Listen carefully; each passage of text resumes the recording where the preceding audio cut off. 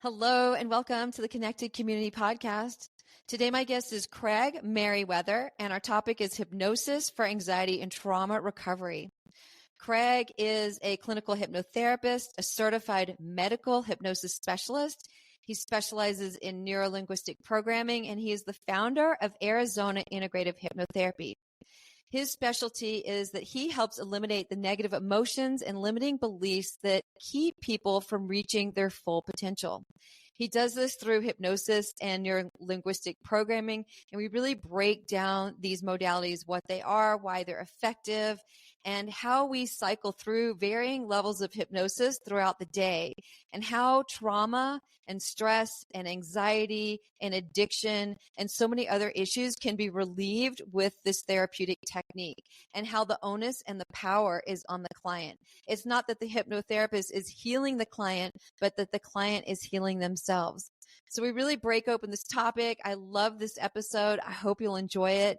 And please, if you are, take a moment to give us a like, a share, and a subscribe. It definitely means so much to spread the word for the podcast. And I'm going to hop on in with my episode with Craig. Enjoy.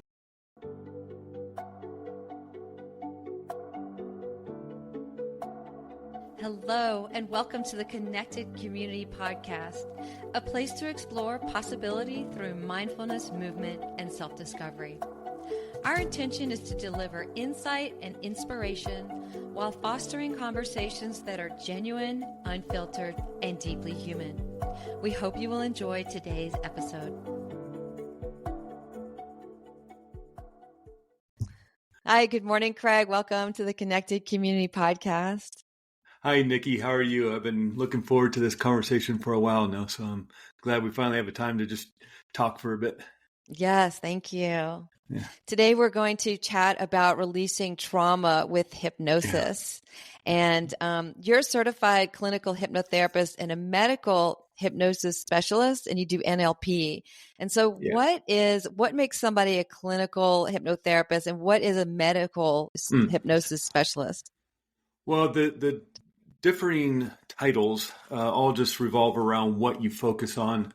A lot of people, when they help people with trauma or anxiety, maybe issues around lack of confidence, or just if you're struggling with anger issues or depression or things like that, they'll call themselves a clinical hypnotherapist as to differentiate themselves from an entertainment hypnotist, something that you might see at Las Vegas or in a comedy club or something like that. In terms of specifically medical hypnosis, that was specific training in dealing with pain control, healing acceleration, boosting the immune system, things like that. I mean, just cancer support, but specific training in dealing with those kind of more intense medical issues. Yeah. And then what is neuro-linguistic programming? So neuro-linguistic programming is a methodology of using language and the way one uses conversation to help in the healing process. Back in the early 70s, there's two academics at University of Santa Cruz, Richard Bandler and John Grinder. One was a mathematician, the other was a linguist. And they'd have these conversations about Milton Erickson, or Virginia Satir, or Fritz and Laura Perls, who developed Gestalt therapy, and they're fascinated by how they use language in healing, and not just the words they use, but the tone and the pacing. And so they actually started studying it on a academic level, researching it, listening, not even interviewing those masters, but also listening to recordings, watching film, and using their academic profession to create a protocol on how to use language to influence. They came up with this protocol, and they called it neuro-linguistic programming. I'm sure a lot of your listeners probably know of Tony Robbins. Mm-hmm. He started his career in promoting neuro-linguistic programming for change, for personal growth and development. And if you watch a lot of those early videos of him in the 1980s, he's just doing straight NLP, helping people with fear of snakes and all these other things to kind of grab the attention of the morning shows and radio shows and things. And so he was using it, and some of the other people like Will Horton and the others we're taking this academic information and offering it to, the wider masses so we could all understand it. It then kind of got into the more used car salesman kind of thing and the dating realm, trying to influence people to go out with you, which was unfortunate. But neuro-linguistic programming is neither good nor bad. It's sort of like the Force in Star Wars. You can use it for good, you can use it for bad. It's just, here's the systematic approach of using language to influence. But it's not unlike a doctor who maybe you're having your appendix out. You have appendicitis, and he says, okay, this is going to be an easy operation. It's very simple and easy to do, but you're going to be in a lot of pain for the next 2 weeks. That's the influence of language from an authority figure. And what are the chances that you're going to be in a lot of pain afterwards? Yeah. So that's the language of influence, is what that's all about. That's cool. Yeah. I think we could do a podcast just on that. Oh, yeah, definitely. Yeah. So I do want to deep dive into releasing trauma with hypnosis, but I also want to talk before about what is hypnosis. And you and I had previously spoken, and I had told you that I had 2 people try to do hypnosis with me and it didn't work. And so I really thought that conversation was interesting. So let's talk about why I thought that didn't work and what is actually the hypnotic state. So the hypnotic state is something everybody experiences every day. It's not something like you see in the movies. It's not some voodoo zombified trance state. It's just basically lowering your brainwave state. So the famous ones we learned about in school were beta, alpha, theta, and delta. And it's literally just how fast your brain cells are firing. Now, multiple times a day, you might sense yourself drifting off. Maybe you're at work and you're in a boring meeting, or just, the work you're doing is boring. And you start thinking about the weekend, how much fun it's going to be. Or maybe you got friends coming over, family coming over, you got to get the house together and you got to get the shopping done. Or you got a big presentation coming up at work. And so you start thinking about these things that are in the future. Maybe you start thinking about something that happened in the past, maybe something fun, a trip you took, or maybe something that, was pretty traumatic in your life. You've now altered your state of consciousness. Again, nothing fancy. It's just you started daydreaming about the future or thinking about the past. And by doing so, you've removed yourself from the beta brainwave state, firing about 18 cycles per second in terms of how fast your brain cells are firing together, and moved it down to the alpha brainwave state. And then there's that theta brainwave state we're really familiar with when we're waking up in the morning or falling asleep. You're not really asleep, but you're not really awake either. Yeah. Maybe you're back in high school math class and you start doing one of these and you're down into theta brainwave state. You're firing about 6 cycles per second. Delta sleep, REM sleep is about 1 or half cycle per second. But, let's say I'm back in high school math class and, I'm paying attention because it's going to be on the test. I'm writing notes. And then I just start doing one of these and I start staring out the window because the class is boring to me. Teacher's still talking, kids are still acting, asking questions and acting up. But I've just removed my consciousness from this reality of math class, altered my state of consciousness down into a daydreamy state, thinking about how fun the weekend's going to be with my friends. And then I start falling asleep, not really asleep, not really awake. And then the teacher's all, hey, Craig, why don't you do the problem on the board? And I jolt awake and I'm looking around, everybody's staring at me. I'm looking at the problem on the board. I don't know how to do it. I wasn't paying attention. And so now I'm firing about, maybe 25, 30 cycles per second because I'm stressed. I'm in high beta. Yeah. And so just in a matter of 5, 6, 7 minutes, I've altered my state of consciousness 3 or 4 times, put myself in what's called the hypnagogic trance state is a fancy term, but that's just alpha, theta, even delta. And so it's something everybody can do because we do it multiple times a day. We were having that discussion before we recorded, and you were mentioning that it didn't work. And what I said to you, to be absolutely blunt, is because the hypnotherapist you're working with weren't very good. The whole basis of neuro-linguistic programming is to do these hypnotic, if you will, healing with your eyes open. Again, the doctor telling you about your surgery and telling you that you're going to feel a lot of pain over the next 2 weeks while you heal from surgery. Yeah. He probably has you in a hypnotic trance state because you're like, okay. Yeah. And he's feeding you information to influence how you feel. So the Right. doctor has put you in a hypnotic trance state and is feeding you suggestions on how your body's going to react later. It's hypnosis. Yeah. And so really what it boils down to is intention. What is your intention? And it could be that, somebody goes to a hypnotherapist and they don't sense themselves being hypnotized because they have an idea of what it's supposed to be because they saw it in the movies or saw it on the Las Vegas show or something. But really just going into office or doing it over a Zoom call, which works really well too. You've already put yourself in a kind of relaxed state. Yeah. And if your intention is to heal, then you will heal. But if you don't want to heal, or if there's some sort of blocks around that, and maybe that's where they should have started with, is because there's some fear around, maybe there's some secondary gain to that anger or to that anxiety or to that fear. And so maybe that's where that should have started. So a lot of this work is really all about what it is you want to do. I can't make anybody do anything they don't want to do. That's why smoking cessation is not 100% guarantee. I can't make people quit smoking. Otherwise, I can go into all the casinos, all the bars, and just like snappy, wavy my hand, and everybody stops smoking, and everybody has a healthier life.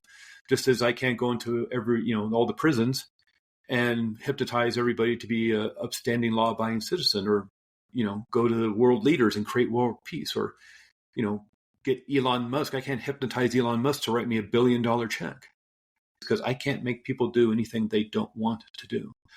And so you say, well, yeah, I've seen those shows, though. I went to Las Vegas. I went to a comedy club, and I saw one of those hypnotist shows. I said, yeah, and every single person up there on that stage volunteered to be up there.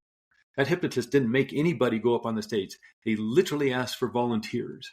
And they picked who? The most enthusiastic people, not the people kind of halfway raising their hands. The people waving their hands are like, me, pick me, because they're excited to be up there.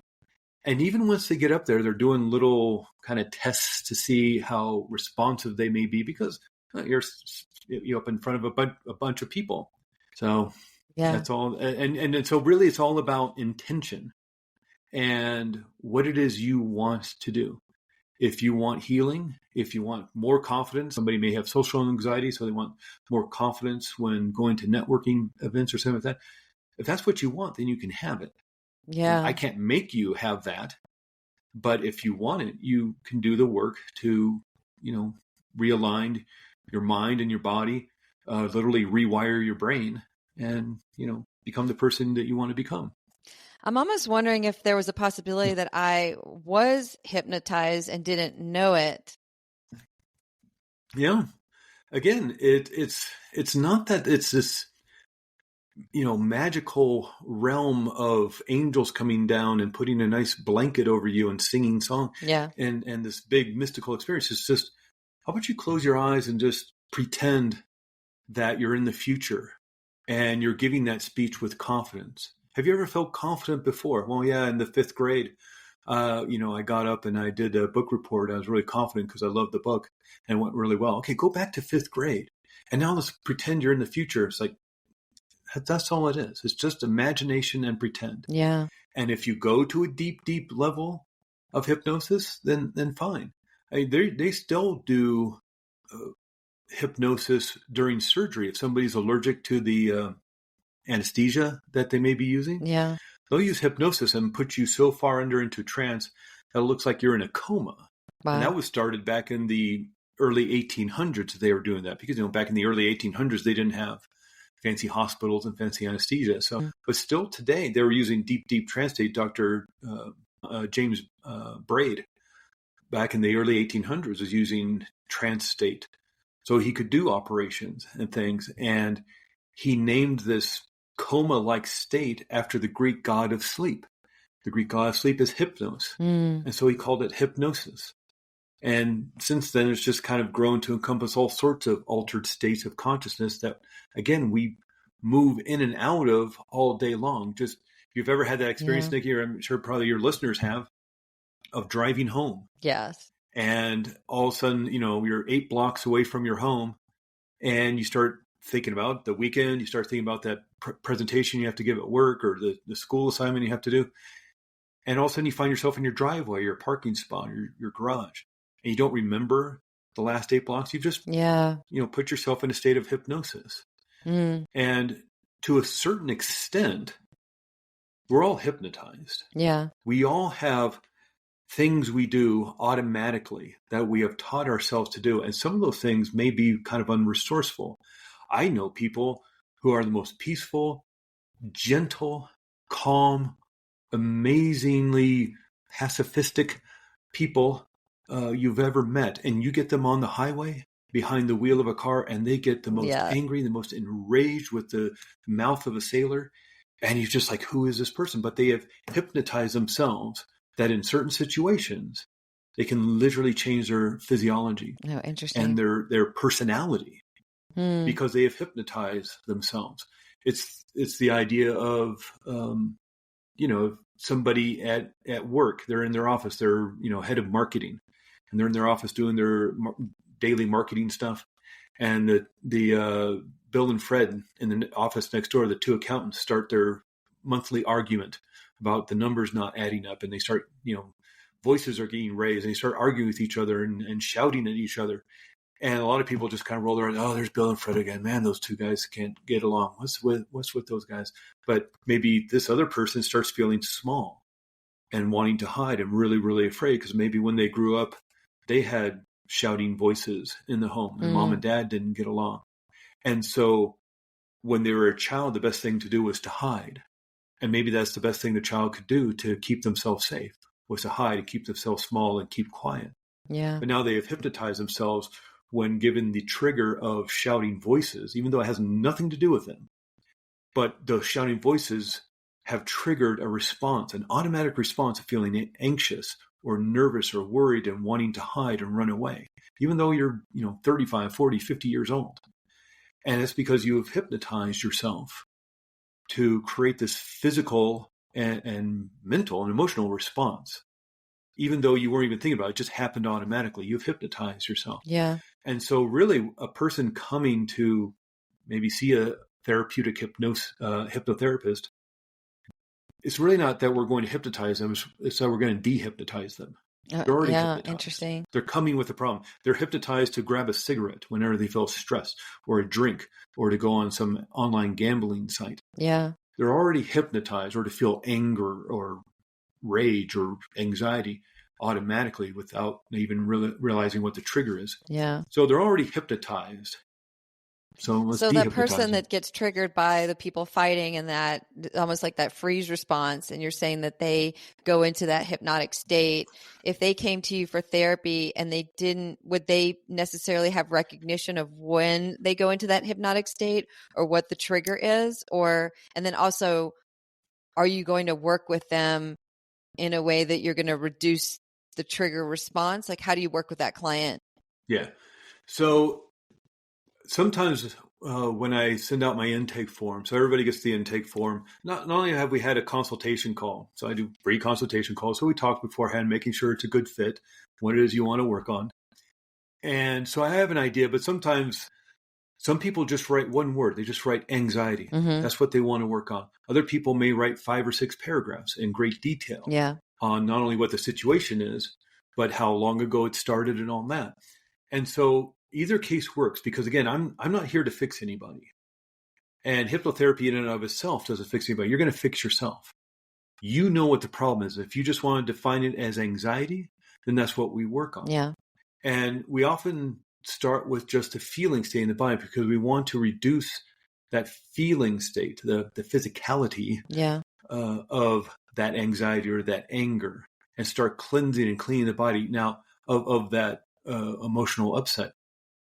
As you do that, you start training the body to feel a different way. And the more you practice something, the better you get at it. So it's not just, there's sort of 2 parts to this work as I do it. Mm-hmm. Yes, there's the healing that we're going to do in a session. And if that has to do with a past trauma or just maybe something recently that's happened, maybe somebody just got in a car accident, a month ago and now is afraid to get on the highway again. Mm-hmm. And so, or fear of flying, even though they've flown for 20 years and then they had a really bad flight.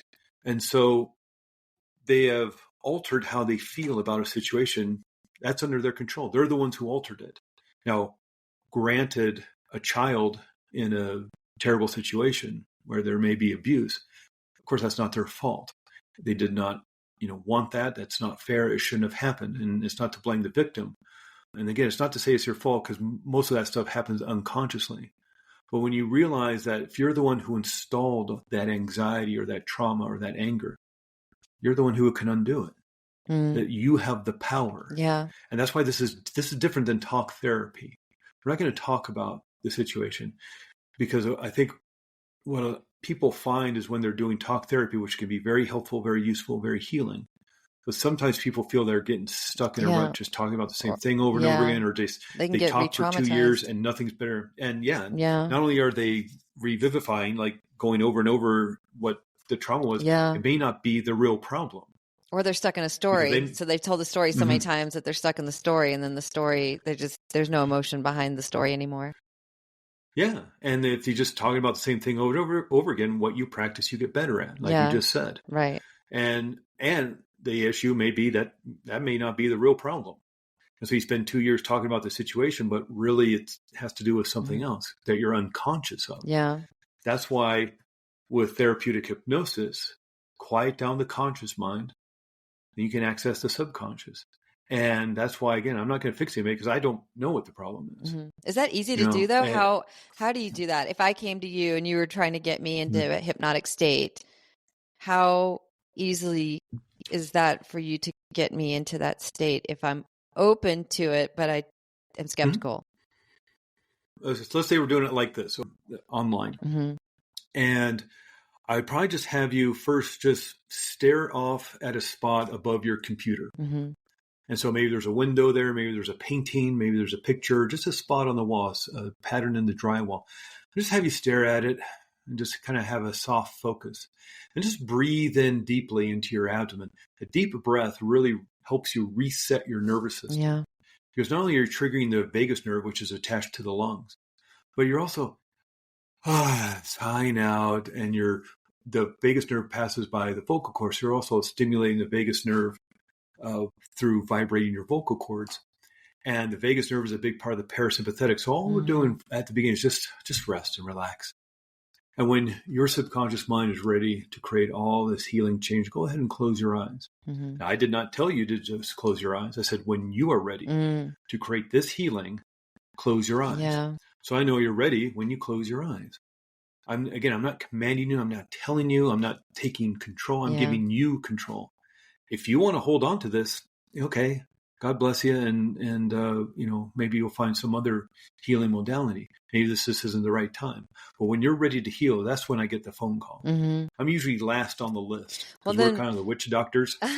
But then once I close the eyes, this is when I've been stuck with other people too, is that I'm not visual. So I can tap into my body and the body sensations and things like that. But when they start trying to get me to visualize or come up with the story or like, what am I seeing? What am I seeing? Or go open the door or whatever. That's when I get super stuck because I don't have that visual capacity or ability. Yeah. Yeah. And there's also, we have the 5 senses and we can use all of them. And a lot of it is just plain pretend. And just like when, somebody's a child and they're playing in the sandbox, but they're pretending that they're an astronaut on the moon. Yeah. Or they're building that castle out of the sofa cushions and the card table and blankets and pretending that they're the queen of their domain or the king of their domain. You're just playing pretend. Yeah. That's all it is. And with somebody, let's say they're dealing with anxiety. And I'm just going to ask, since you're right here, Nikki, have you ever felt any sort of stress or anxiety? Oh, yeah. Yeah, of course. Okay. So just real quickly, just so you can kind of get an idea how this can work, just close your eyes real quick and imagine a situation in the last couple of weeks, maybe the last month or so, a specific situation when you felt really anxious. Okay.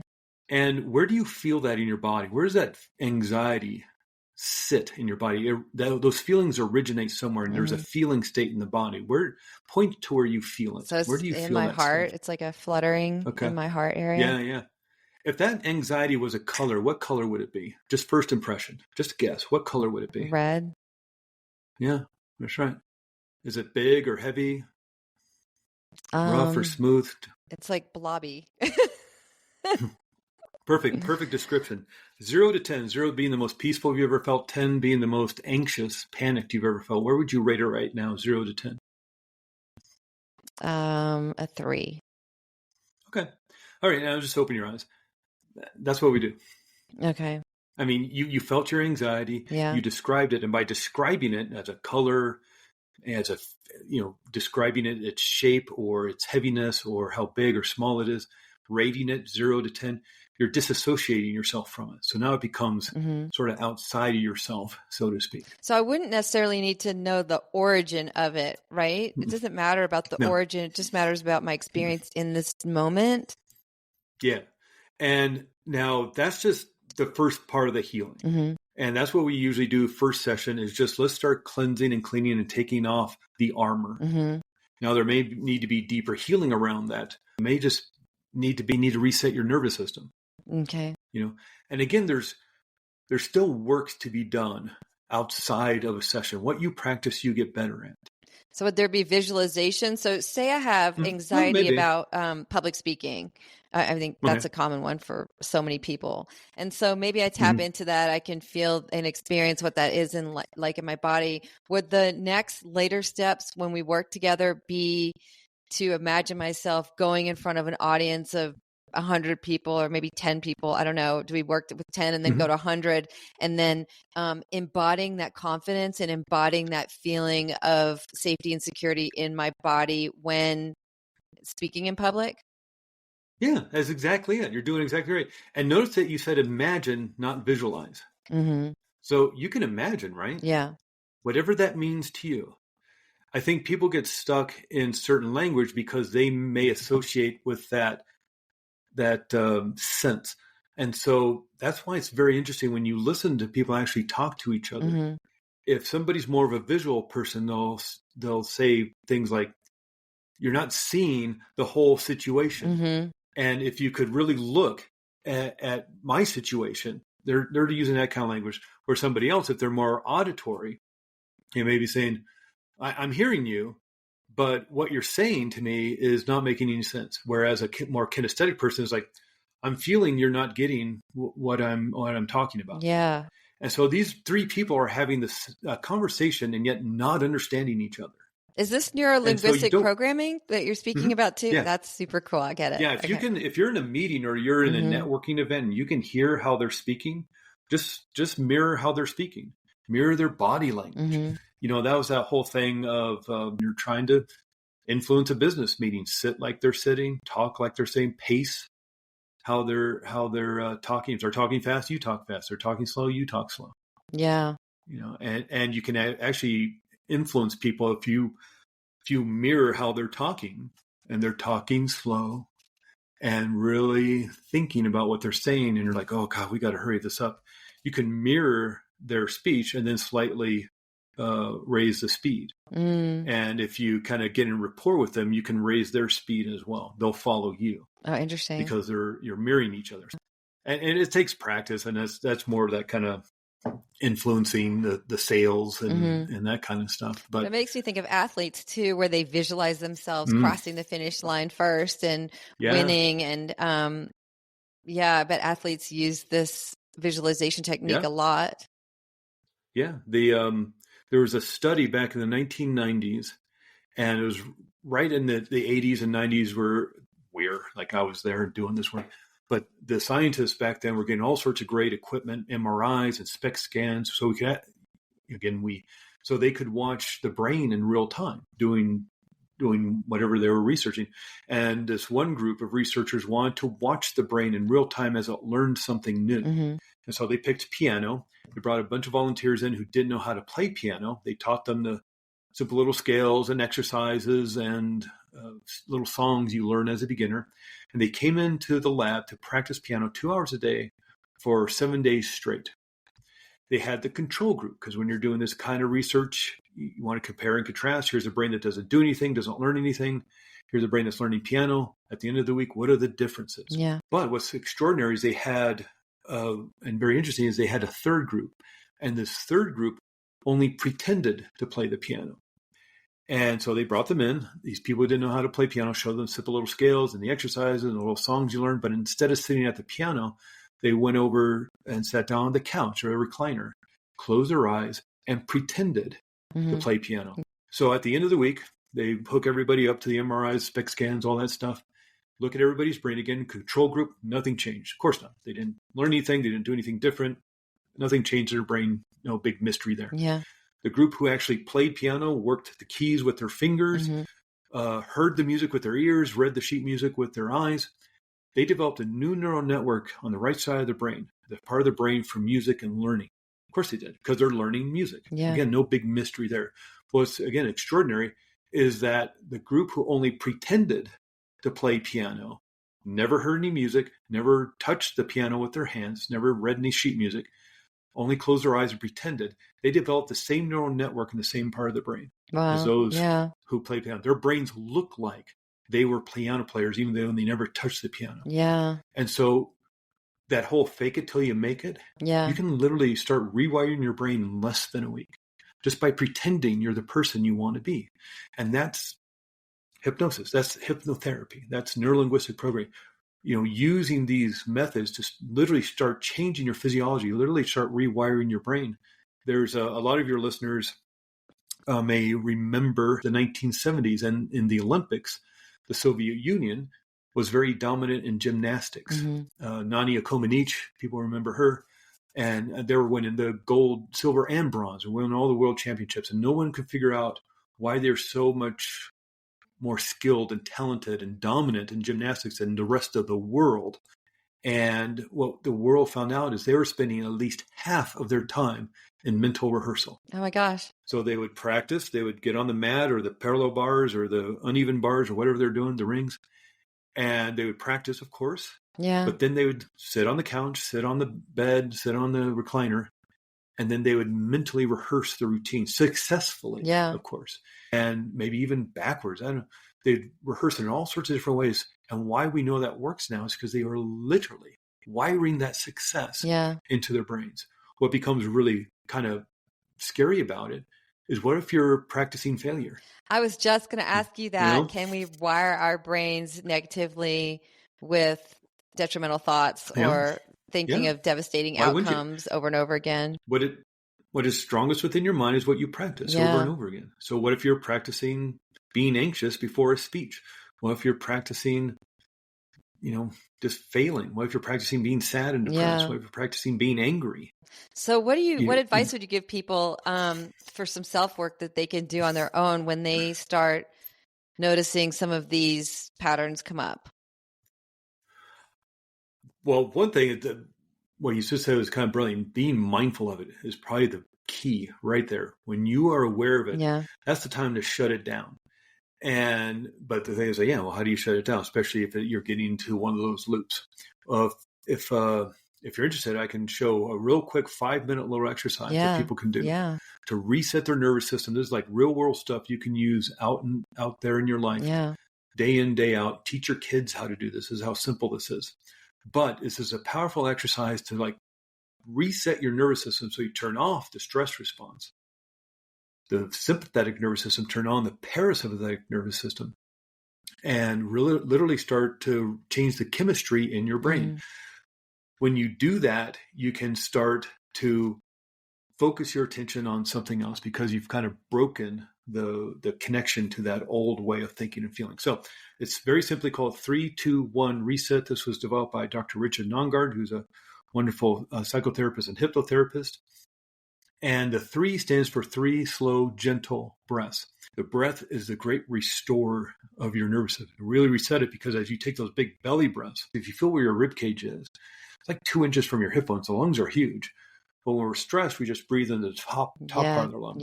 We tighten those stomach muscles, waiting for that 1-2 punch. So if you can relax the stomach muscles, get those big belly breaths in, really breathe in, and even breathe in through your nose and exhale out with a sigh. It's an audible sigh. Because when you hum, or you sing or you chant, not only are you, again, stimulating the vagus nerve, which is a big part of the parasympathetic nervous system, there's something about humming that just allows you can't think of other things when you're humming. But if you're taking a deep breath and sighing out audibly, if you can, if it's appropriate, and then what we're going to do is that's three slow breaths.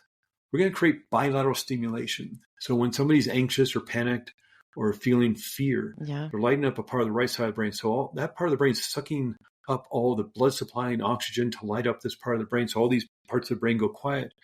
So bilateral stimulation is just little exercises you do with your body to start stimulating other regions of the brain. So they become more dominant, and therefore they take the blood supply, the oxygen, the nutrients, and that anxiety starts dropping. So even just like, here's my little stress ball, just, moving your arms back and forth. So for the listeners, I got my arms in a T, in a cross shape, held out, and then I'm going to pass the ball right in front of me. By forcing my body to do this, and I have to light up my brain and other parts to do that action. Walking is another great way of doing bilateral stimulation. Basically, right side of the brain controls left side of the body, left side of the brain controls the right side of the body. And so when you're doing those kind of exercises, you're lighting up all these different parts of the brain, and that anxiety feeling dissipates. So bilateral stimulation, what we're going to do as we're breathing slowly and deeply and gently and rhythmically, we're going to grab our shoulders and start squeezing our shoulders. Now, as you create this X and grab onto your shoulders, you'll notice that this is a hug.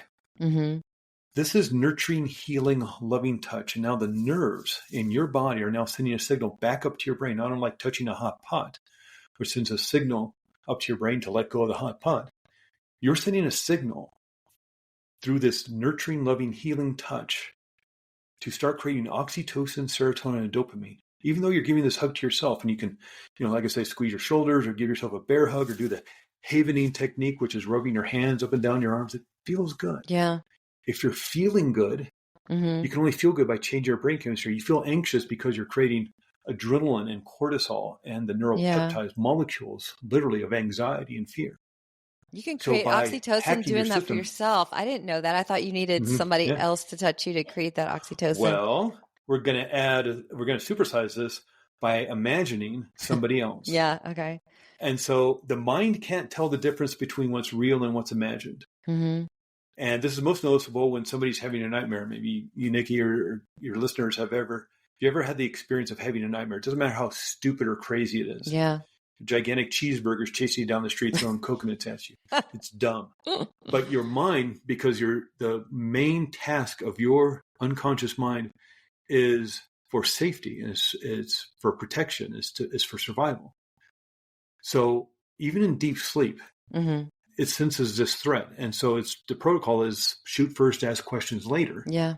And so it'll start turning on the adrenaline and cortisol, the neuropeptides of fear and anxiety. 300% more blood moving to big muscles of your arms to fight.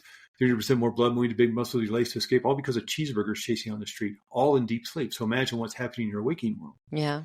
And so through imagination, through just thought, you can change your physiology. So let's do that on purpose. Again, like in hypnotherapy, we're really not doing anything you're not already doing already. We're just doing it on purpose. And so by breathing deeply, gently, slowly, grabbing your shoulders, giving yourself a hug. And now, if it's safe for you to do so, of course, don't do this if you're driving your car and you don't have to focus or concentrate on anything else. Just close your eyes and just imagine another person that you want to give a hug to. And maybe your kids, or maybe even a pet, a dog, a cat, or a good friend. Or maybe somebody who's no longer with us, your grandmother, your grandfather, maybe somebody you've never met before, Mother Teresa or Gandhi or Joan of Arc, or somebody you admire. And just pretend that you're hugging that person. The mind can't tell the difference between what's real and what's imagined. And as your body is feeling this hug, and you're seeing those signals up to your brain, and your brain is imagining that person you want to give a hug to, you're flooding your brain with oxytocin, serotonin, and dopamine, creating the molecules and neuropeptides of love, joy, and happiness, which are now flooding your bloodstream. And you just feel different. Just in 5 minutes, you can reset your nervous system. And if you just did that once a day or twice a day, imagine how you're going to feel at the end of the week. And if you did that, for a month straight, just for 5 minutes here, 5 minutes there, once or twice a day. Just imagine how you're going to feel by the end of the month. And even right there, as people are listening, we're doing a form of hypnotherapy because I'm asking you to imagine how that might feel by the end of the month doing this. And that, again, in turn, just starts this cycle of, okay, if I'm feeling it and I'm doing this, I'm feeling better. You should really start rewiring your brain. Yeah. It shows you how powerful our minds are. It's crazy. Yeah. Yeah. And beautiful. Yeah. It You may feels not know like what it is, it's but a really safe technique to use with trauma because you don't necessarily have to talk about it and get re-traumatized by talking about it. And you can work with the body and then sensations and move through the trauma and use the unconscious part of yourself to like heal that trauma. yeah. And if there is, it's deemed necessary to kind of like identify what it is, it's done in a very, very safe and gentle way. Right. I want you to pretend that you're sitting in a movie theater, and as you're sitting in the movie theater, it's just all by yourself. It's your movie theater. You're in the perfect seat in the perfect aisle. Now I want you to remove yourself out of your body and move back up into the projection booth. So now you're behind a wall looking through that little window at yourself, watching a movie of the event. And so now you've disassociated from it twice, and you're behind a wall. And you're not even watching the movie. You're watching yourself watch the movie. And it may be like, well, that's kind of a little silly trick. But it's like, yeah, and it works. And just watching the movie, and then you're in control of the movie. Turn it black and white. Make the movie smaller. Now run it backwards. And just by doing all these things, turn the sound off, or make the sound staticky, or put silent movie soundtrack underneath. Just by doing all these things, you are changing the experience. And you can disconnect the emotions from it. Take all the wisdom and knowledge you need from it. Look, we want to remember that a hot pot is going to burn our hands on a stove, but we don't need to carry the pain around with us. So drop the pain, and then disconnect from that emotional issue. Again, it's not to blame people or say it's their fault. Certainly it was not. And then a lot of trauma is installed unconsciously, or obviously through duress. And oftentimes when we're children, doesn't mean it was our fault. But if you're the one installing it, even as a child, that becomes very empowering. Because if you're the one who installed it, that means you're the one who can do something about it. You're the one who can change it. And that becomes very empowering. So you don't have to look outside yourself to maybe a counselor or a therapist. You tell me what's wrong with me, and you tell me how to fix it. What if you just took the power of your own subconscious mind and did the healing? It takes 2, 3, 4 sessions. Yeah, that's amazing. Not 80 or 90 over 2 years. Yeah. Well, Craig, this has been amazing. I feel like there's so much to chat about. How would people find you? What are some of the things that you offer? Well, probably the best way just to find me is through my website. I live in Flagstaff, Arizona, and the name of my practice is Arizona Integrative Hypnotherapy. If you just Googled Flagstaff Hypnosis through Google search, you'd find me, Arizona Integrative Hypnotherapy. And, I've been working with people around the country, around the world for the last 4 years because so many things have gone to Zoom, and it works really, really well over Zoom. The other way to find me that may be a little easier to remember, I have a test anxiety course. It's called ACE Any Test. It's a little easier to remember, but you can find my email through either of those places. Yeah, and I'll have it all in the show notes as well. Perfect. Yeah. Well, thank you so much. This has been a really interesting conversation, and I really appreciate your expertise. So thank you. Thank you, Nicky. I appreciate inviting me onto your show. Yeah. It was really fun talking with you. Yeah, thank you. Thank you for listening to the Connected Community Podcast. If you enjoyed today's episode, please like, share, and subscribe. I can be found at www.nickyyoga.com, NICKYYYOGA.com. Until I see you again next week, I hope you have a beautiful day.